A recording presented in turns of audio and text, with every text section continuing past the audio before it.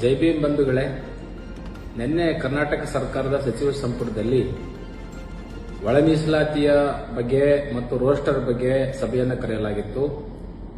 ಈ ಸಭೆಯಲ್ಲಿ ಕರ್ನಾಟಕ ಸರ್ಕಾರದ ಸಚಿವ ಸಂಪುಟದ ಮುಂದೆ ಈಗಾಗಲೇ 2 ವರ್ಷಗಳಿಂದ ಬಹಳ ದ್ವಂದ್ವಕ್ಕೊಳಗಾಗಿದ್ದಂತಹ ಈ ಮೀಸಲಾತಿ ವಿಚಾರದಲ್ಲಿ ಸಾಮಾನ್ಯ ವರ್ಗ, ಎಸ್ಸಿ ಎಸ್ಟಿ ಒಬಿಸಿ ವರ್ಗದ ಎಲ್ಲಾ ವರ್ಗದ ವಿದ್ಯಾರ್ಥಿಗಳಿಗೆ ಉದ್ಯೋಗದಲ್ಲಿ ತೊಂದರೆಯಾದಂತಹ ಕಾರಣದಿಂದ ಮತ್ತೆ ರಾಜ್ಯಾದ್ಯಂತ ಹೋರಾಟಗಳು ಜೋರಾಗಿ ಶುರುವಾದಂತಹ ಕಾರಣದಿಂದ ಸಚಿವ ಸಂಪುಟದಲ್ಲಿ ಒಂದು ತೀರ್ಮಾನವನ್ನು ತೆಗೆದುಕೊಳ್ಳಲಾಗಿದೆ.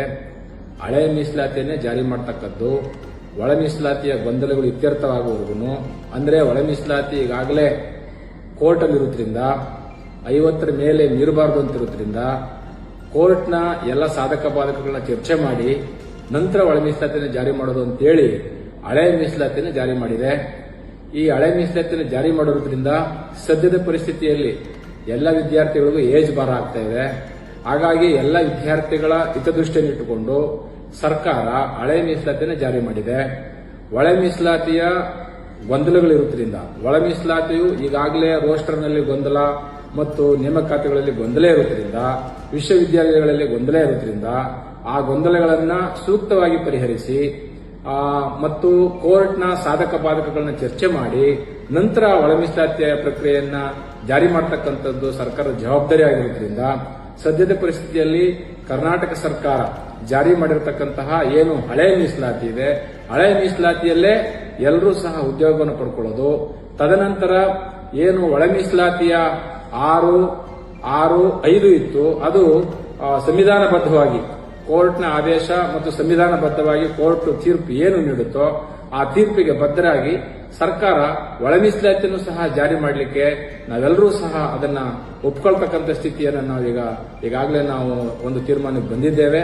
ಹೀಗಾಗಿ ರಾಜ್ಯದ ಎಲ್ಲ ಬಂಧುಗಳಲ್ಲಿ ನಾವು ಕೇಳ್ಕೊಳ್ಳೋದು, ಹಳೆ ಮೀಸಲಾತಿಯನ್ನು ಏನು ಸರ್ಕಾರ ಜಾರಿ ಮಾಡಿದೆ ಆ ಮೀಸಲಾತಿಯನ್ನ ಸಮರ್ಪಕವಾಗಿ ಬಳಸಿಕೊಂಡು ಕೋರ್ಟ್ನ ತೀರ್ಪಿನ ಬಳಿಕ ನಾವು ಒಳ ಮೀಸಲಾತಿಯ ಗೊಂದಲವನ್ನು ಸಹ ಪರಿಹರಿಸಿಕೊಂಡು ಮುಂದಿನ ದಿನಗಳಲ್ಲಿ ಒಳ ಮೀಸಲಾತಿ ಜಾರಿಯನ್ನು ಏನಾದರೂ ಕೋರ್ಟ್ ಸಿಂಧುತ್ವ ಮಾಡಿ ಒಳ ಮೀಸಲಾತಿಯನ್ನು ಜಾರಿ ಮಾಡಬಹುದು ಅಂತ ಹೇಳಿದ್ರೆ ಮುಂದಿನ ಪ್ರಕ್ರಿಯೆಗಳನ್ನ, ಒಳ ಮೀಸಲಾತಿ ಪ್ರಕ್ರಿಯೆಗಳನ್ನ, ಸಾಧಕ ಬಾಧಕಗಳನ್ನ ಚರ್ಚೆ ಮಾಡಿ ಒಳ ಮೀಸಲಾತಿಯನ್ನು ಜಾರಿ ಮಾಡಲಿಕ್ಕೆ ನಮ್ದು ಯಾವುದೇ ಅಭ್ಯಂತರ ಇಲ್ಲ ಅಂತಕ್ಕಂಥ ಮಾತುಗಳನ್ನು ವ್ಯಕ್ತಪಡಿಸ್ತಾ ರಾಜ್ಯದ ಎಲ್ಲ ವಿದ್ಯಾರ್ಥಿಗಳು ಬಹಳಷ್ಟು ದಿನಗಳಿಂದ ಉದ್ಯೋಗದ ಭರವಸೆಯಿಂದ ಇದ್ದಂತಹ ವಿದ್ಯಾರ್ಥಿಗಳಿಗೆ ಬಹಳ ತೊಂದರೆ ಆಗಿದೆ.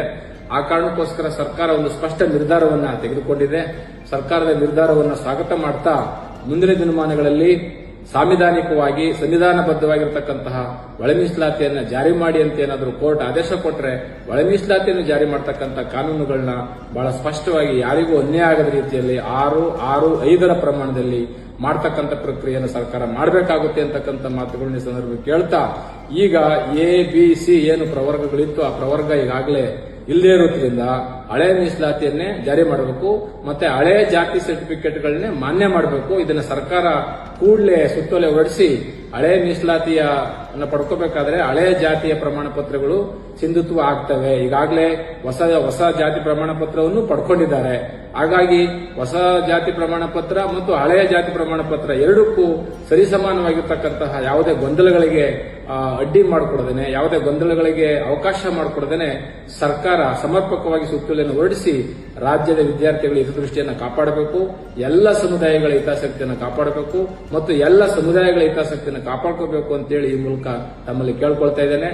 ಸರ್ಕಾರದ ಒಂದು ನಿರ್ಧಾರ, ಸಚಿವ ಸಂಪುಟದ ನಿರ್ಧಾರ ಅದು ಈ ಸಂದರ್ಭಕ್ಕೆ ಸೂಕ್ತವಾಗಿದೆ.